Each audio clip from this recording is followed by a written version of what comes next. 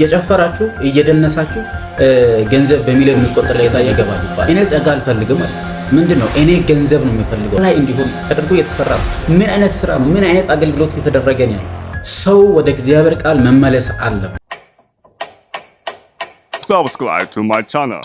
4 ኪሎ የኃይለ ሥላሴ መቀመጫ፣ 4 ኪሎ የደርግ ቤተ መንግስት፣ 4 ኪሎ የኢህአዴግ ቤተ መንግስት። እግዚአብሔር አለኝ የምድሪቷን ታሪክ የምቀይረው አለኝ። ነገስታቶችን ከ4 ኪሎ ሲወጡ ነው አለኝ። ሰላም ጤና ይስጥልኝ።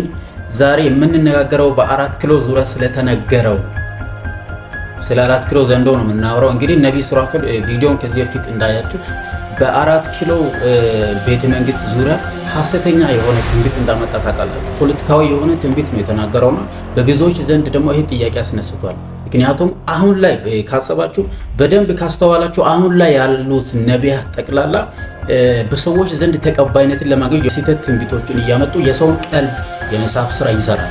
ይሄ በእግዚአብሔር ዘንድ በጣም የሚያስጠይቅ ነገር ነው። ስለዚህ ይሄ ትንቢት እሱ የተናገረው ትንቢት ይሄ ከፈጣሪ ነው እውነት የመጣው ወይስ ከራሱ ነው ወይስ ሌላ ዓላማ አለው? ይሄ ወይስ እውቅናን ለማግኘት ነው የተነገረው ይሄ ትንቢት? ስለዚህ ማንኛውም ሰው አገልግሎትን ሲያገለግል እግዚአብሔርን እንደጠራው እግዚአብሔር እንደሾመው ሰው እግዚአብሔርን በሚያከብር መንገድ እግዚአብሔርን አስጠርቶ ኢየሱስን አሳይቶ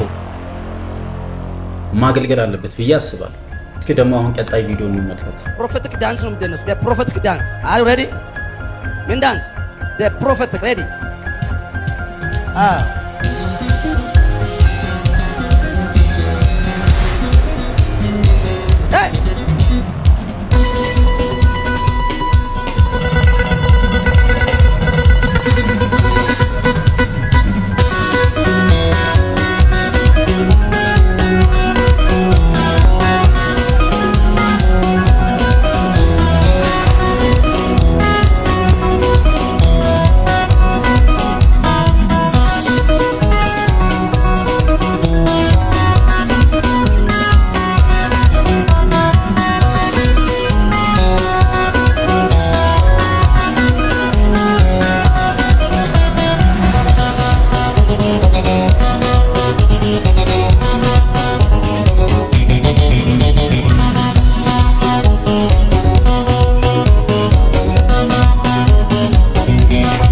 አክሽን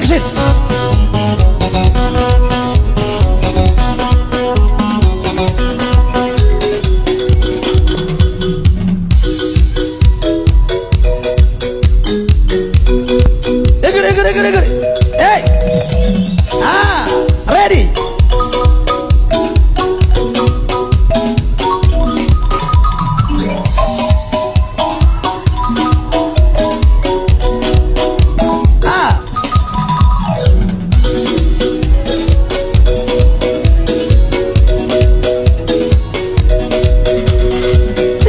prophetic time. Somebody again.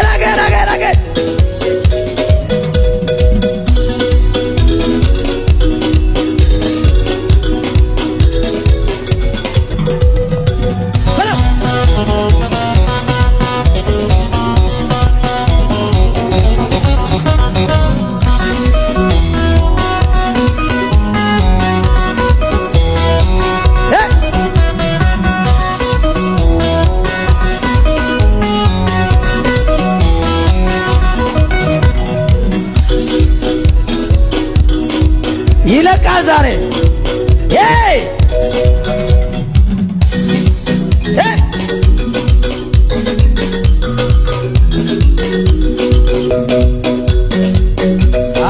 ሰምታችኋል። ይሄ አሁን ይሄ ፕሮፌቲክ ዳንስ ምንድነው ዓላማው? አሁን ምን ሰው ምን ይማራል? አንድ አገልጋይ ሲሾም እኮ ሰዎች ከምድራዊ ሁኔታ አይናቸውን አንስተው ትኩረታቸውን አንስተው እግዚአብሔርን እንዲፈልጉ ዘላለማዊ መንግስትን እንዲያገኙ ክርስቶስን ማስተዋወቅ እኮ ነው አገልጋዮች። ግን ምን እየተካሄደ ምን እየተሰራ ነው ያለው?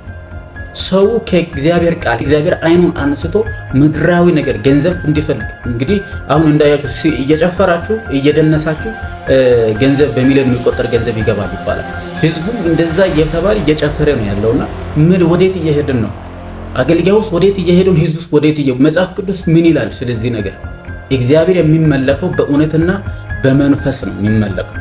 ገንዘብ ስለሚገባ አይደለም እግዚአብሔርን ማምለክ ለእግዚአብሔር ማሸብሸብ ያለብን። ሲጀመር ሽብሸባ ነው ይሄ ጭፈራ እያለ ህዝቡ የሚከተለውን የሚሰማውን የሚያየውን ነገር በጣም ማወቅ አለበት። እንደ እግዚአብሔር ቃል መፈተሽ። ሰው አሁን መጽሐፍ ቅዱስ አያነብ ቁጭ ብለው ቃሉ ምን ይላል ሲል አገልጋዮች ቃል ምን እውነተኛ አገልጋይ ምን አይነት ስነ ምግባር አለው የሚለው ሰው እያየ አይደለም። አሁን ሰው እያየ ያለው ትንቢት ይምጣ እንጂ ገንዘብ ይምጣ። አንዱም የሆነ ቪዲዮ ላይ ባለፈው ቲክቶክ ላይ ካያችሁ እኔ ጸጋ አልፈልግም አለ። ምንድነው? እኔ ገንዘብ ነው የምፈልገው፣ እኔ ጸጋ አልፈልግም። አያችሁ ሰው ምን ያህል ለገንዘብ ትኩረት እንደሰጠ፣ አገልጋዩም ደግሞ ተብየው ምን ያህል ሰዎችን ወደ ገንዘብ ወደ ዓለማዊ ነገር ትኩረታቸው ወደ ምድር እንዲሆን። አያችሁ መጽሐፍ ሲናገር መዝገብ ባለበት ልብ በዛው ይሆናል። የሰው መዝገብ የሰው ሐሳብ ሁሉ ምድር ላይ እንዲሆን ተደርጎ የተሰራ ነው። ምን አይነት ስራ ነው? ምን አይነት አገልግሎት እየተደረገ ነው? ይህንን ክርስቲያኖች በደንብ መቃወም አለብን። ሰው ወደ እግዚአብሔር ቃል መመለስ አለበት። ወደ እግዚአብሔር ቃል ነው። እውነት ያለው እዛ ውስጥ ነው። ስኬት ያለው በእግዚአብሔር ቃል ውስጥ ነው። ደስታ፣ እውነተኛ ሰላም ያለው በእግዚአብሔር ቃል ውስጥ ነው ያለው። እኛ የተጠራነው ምድራዊ ነገር ለመስበክ፣ ገንዘብ ለመስበክ ሳይሆን፣ ዝናን ለመስበክ፣ ሀብትን ለመስበክ ሳይሆን ወንጌልን ለመስበክ ክርስቶስን ለመግለጥ ነው የተጠራነውና ሰው ነገር ግን እየሰራ ያለው አገልጋዩ እያደረገ ያለው ነገር ሁሉ ምድራዊ ነገር ሆነ። ወንጌል ከሰበከ የሚሰማው ሰው ይልል። ወደ እግዚአብሔር ቃል እንመለስ። እግዚአብሔር ልቦና ይስጣ። ምንም በቃ ለአገልጋዮች በተለይ ለአገልጋዮች እግዚአብሔር ልቦና ይስጣችሁ። ከገንዘብ ላይ አይኖቻችሁን አንሱ። ከገንዘብ ላይ አይኖቻችሁን አንስታችሁ ወንጌልን ስበኩ። ውስጥ በምንም መንገድ አድርጋችሁ ወንጌልን ስበኩ። ሰውን ከእግዚአብሔር ቃል አታርቁ፣ ከኢየሱስ አታርቁ። ወደ ኢየሱስ የቀረበውን ሰው በውጭ ያሉ ያልቀረበው እንደዚህ ሆነ እብድ የሆኑት እንደዚህ እየጨፈሩ መሳቂያ መሳለቂያ አታርጉን። እባካችሁ መሳቂያ መሳለቂያ አታድርጉ። እግዚአብሔር ልቦና ይስጣችሁ። ስለዚህ በዚህ ሐሳብ ላይ ተመልካቾቼ የኔ ቤተሰቦች እስኪ ምን አይነት ሐሳብ አላችሁ? ምን ቢደረግ ይሻላል ብላችሁ ታስባላችሁ? ኮሜንት ሴክሽን ላይ ሐሳባችሁን አስቀምጡ። ቀጣይ የሚለቀው ቪዲዮ እንዲደርሳችሁ ደግሞ ሰብስክራይብ አድርጉ፣ ላይክ አድርጉ፣ ቪዲዮ የደወል ምልክቷን ጫኑ። እግዚአብሔር ዘመናችሁን ይባርክ። ሰላም